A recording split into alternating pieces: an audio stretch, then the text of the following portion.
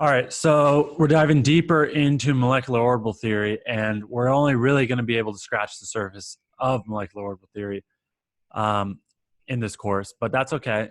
This video is basically just for your edification, okay, and own personal interest. You can, contact me. I teach a class basically that's 60% of it, I'd say, is on molecular orbital theory, going really in depth.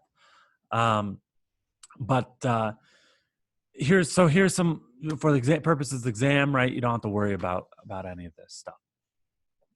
Here's another example. Looking at the molecular orbital diagram, this would just be of the valence electrons of a lithium-2 diatomic lithium, and thinking about would this be stable or not. Well, you got a 2s orbital with one valence electron for lithium and 2s orbital for the other lithium with one valence electrons. They're going to mix, make a bonding and an anti-bonding. Together, you're going to get one bonding interaction there with two electrons in it. So yeah, you have bond order equal 1. That would be a stable molecule. Okay. What do you do when you have two P's?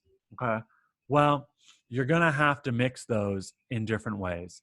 And so you can take like 2px, right? Remember, you have the px, the py, and the pz, the 3p orbitals. And so you can mix those, right? And you're going to make a bonding interaction. Look here. And you got constructive interference here. So this blue part kind of got bigger.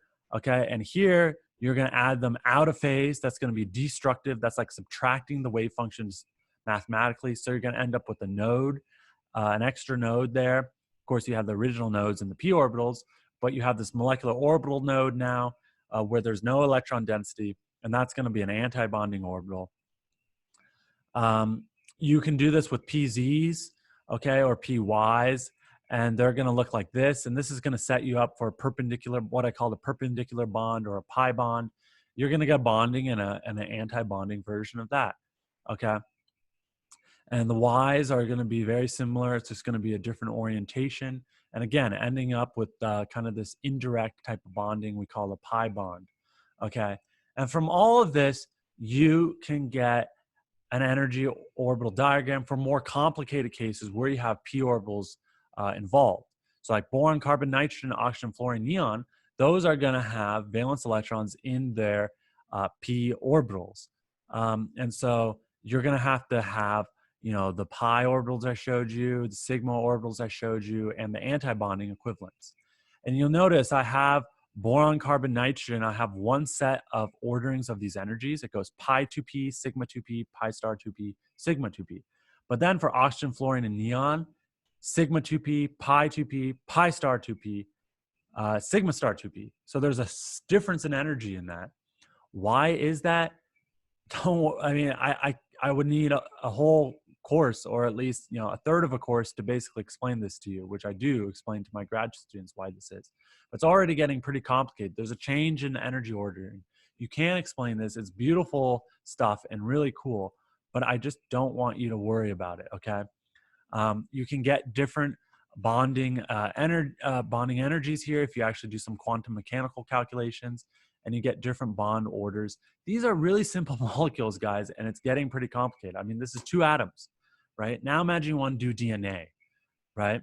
Imagine you want to do a HIV drug or something like that, binding to a receptor site in your body to prevent HIV, right?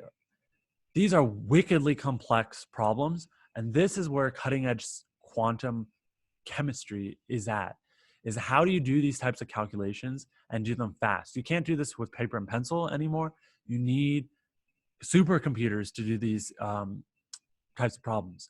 And actually, the better we can get computing power to be, the better we will be at, science will be at, in terms of solving a whole myriad sorts of problems. But a lot of it because they'll be able to solve Schrodinger's equation more accurately and faster.